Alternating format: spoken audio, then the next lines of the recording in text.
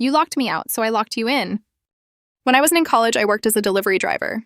It paid just enough to survive, but barely. The worst part wasn't even the long nights, the gas money, or the exhaustion.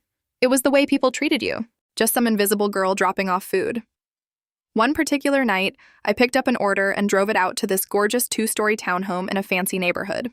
Every home had gated front yards separating them from the sidewalk. I walked up carrying the order and immediately realized the gate was locked tight. I called the customer.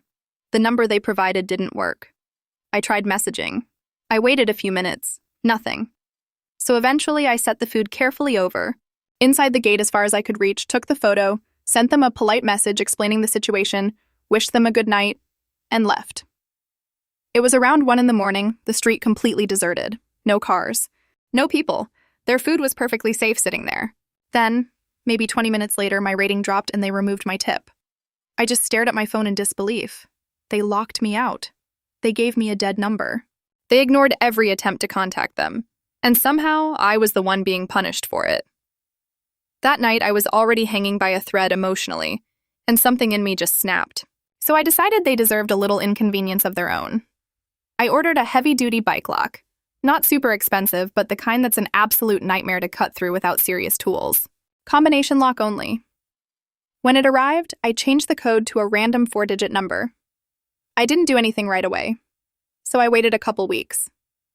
Then one late weeknight, I drove back to their neighborhood. I parked a few blocks away, pulled on a dark hoodie, and took off anything recognizable.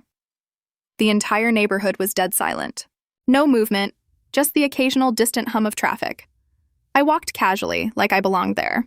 I reached their townhome, and in one smooth motion, I threaded the bike lock tightly through the metal bars and snapped it shut. Click. Their gate was now completely sealed. The irony honestly made me smile. You locked me out, and now you can stay locked in. I walked away without hurrying. I had the next day off. So the next morning, I drove back with a coffee and parked down the street where I could see the front of the house without being noticed. I waited. Eventually, the front door opened.